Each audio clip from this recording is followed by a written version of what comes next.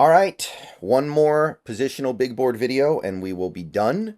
One more position to go through, ranking in order of most to least valuable for me in the draft, and we will be good to go. No, I'm not doing special teamers. I don't have anything to say about that group. I didn't look at it. To my knowledge, there isn't really any kicker or punter in this draft that is really driving a lot of intrigue. So I don't even know if this is going to be a draft where you have something like that, but it's not something that I've looked at. So we're just going to wrap it up with safety, and I did group all the safeties together because for Seahawks purposes, you may as well. And who knows where these guys end up in the NFL in some cases anyway. So I just put them all together. I know that for some people that's a little bit frustrating, but I did separate them during the uh, primer series, so you can go back and look at that if you want to. Once again, final time, my big board is available.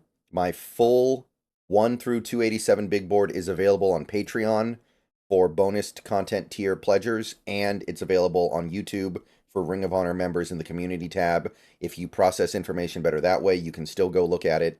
You just have to become a bonus tier pledger or a Ring of Honor member here on YouTube. All right. So, safeties. Again, grouped all together. Number one is still Tyler Nubbin. I know he tested really, really badly, but this is not a great safety class, so there wasn't anybody that could take his spot. We just have to trust that he's a football player, that he's a really good football player who just isn't a great athlete. We've seen people like that before. It's not unheard of. He obviously lost value because he isn't athletic, but we know he can play football because we watched him play it at Minnesota for years. I do think there's a little bit of risk involved now, but he's still the number one safety to me. Javon Bullard would be my number two at Georgia. Um, really starting to like what I'm seeing with him the more and more I look at him. Really starting to think he'd be a good all-around fit for this defense in a way that I wasn't sure about initially. Number three, Cameron Kinchins. The testing for him was also not very good, but once again, I think that in this crop of safeties, which is not great, again, I want to stress that this is not a great group of safeties. It has to be said that you have to ignore certain shortcomings because everything is relative, right? Like we got to put them somewhere on the list. Like in the land of the blind, the one-eyed man is king, and Cameron Kinchins with his very mediocre athletic testing is still probably the third best safety in this class. And I feel like this is kind of the big three. These are the three guys that I think are worthy of elevated value, that I think are worthy of being probably second round picks. And then there's a little bit of a drop off to the next group, and then it drops off again pretty quickly into day three guys. Cole Bishop of Utah, I like everything about him except for the fact that he played for Utah and the fact that his arms are really, really short, and it could be almost disqualifying, actually. But everything else is good, so I think you take the risk in the third round, and you just hope that everything else allows him to be a good player.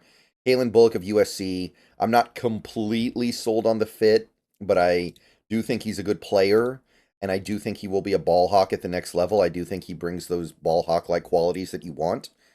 So he is my number five. And that's kind of my cutoff for the guys who I would actually get hyped on. I think after Bullock, you have a bunch of guys who are either career backups or lottery tickets. There isn't much of a floor, and the ceiling might be high, but it's unlikely to be reached. Guys like Jaden Hicks of Washington State, who has some real issues with his, I think it's short area quickness and his range, but should be a good strong safety. He's my number six. I still like him. I don't think he's a good fit for what we're doing anymore, but I do like him. James Williams of Miami is my number seven. He's interesting for sure. Again, I don't know if it's going to work with what the Seahawks are trying to do. I look at James Williams and I just see a guy who needs to play the Cam Chancellor role, and we don't have the Cam Chancellor role anymore. Both our safeties need to do multiple wear multiple hats, and Cam Chancellor, he was allowed to be a box safety pretty much all the time. James Williams needs to be a box safety all the time because he's too big and slow. Dadrion Taylor Demerson of Texas Tech would be my number eight. Interesting athlete, interesting testing numbers. Some compelling tape as well, if I recall correctly. Number nine would be Tyke Smith of Georgia, the other Georgia safety. Didn't do big things last year the way I was kind of hoping, but I still think he's interesting. He's like an undersized, strong safety, so there's some hope for him being versatile enough to fit in with his defense as well. But generally speaking, I think he's pretty good. Bo Braid, who I think is declaring, there was a little bit of confusion about that, is number 10 for me. I feel like he's going to be a little bit more of a pure ball hawk than a well-rounded safety, but I think those ball hawk skills are pretty legitimate, and I think he has a real chance in this league. Dominic Hampton, guy who tested fairly well from Washington, um, he's elevated to like my 11th zone, and he kind of represents the cutoff for that next group of pretty valuable pieces. Valuable either because they have upside or valuable because I think they have a decent floor of being at least backup caliber. After Hampton, we start getting a little bit deeper into the weeds here, really trying to sift around to find something of even some little scrap of value. Kitan Oladapo of Oregon State is my number 12. Number 13 would be Josh Proctor of Ohio State. Number 14, Malik Mustafa, Wake Forest, who I'm probably undervaluing a little bit because I don't think he's a fit for what we're doing, but I do like him probably a little bit more than this, but I don't think he's going to be versatile enough to do what we need. Sione Vaki of Utah, the other Utah safeties, number 15 for me. 16 is Dijon Anthony of Ole Miss.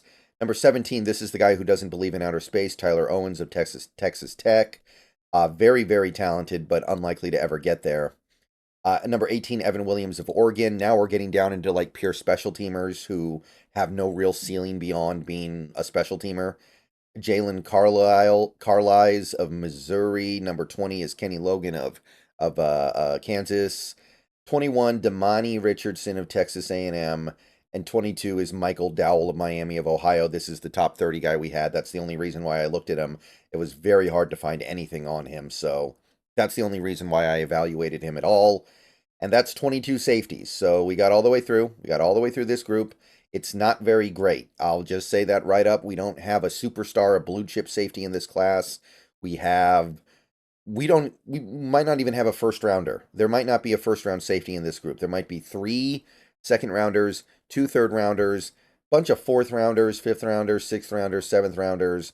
It's bottom heavy, and then the top barely exists. And the little bit of top that there is small.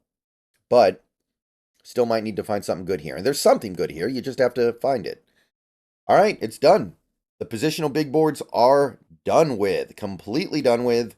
And that's all the information I got, guys. Again, I think that we've done a pretty comprehensive job covering this draft. I would expect that a good of the 7 players that get drafted, I would kind of expect there to maybe be like 10 or 15 that we didn't look at in this series, which I'm feeling pretty good about. Now, in the later rounds, teams can surprise you a little bit and reach like crazy because they really want a guy and they know that reaching in the 7th or 6th round doesn't matter that much. But I think we've done a lot of good work here. And thank you for playing along. Thank you for watching along. See you guys later. Go Hawks. And yeah, gonna do some. We're not there yet. I still have a little bit more work to do, but the hard part, the compiling, is over.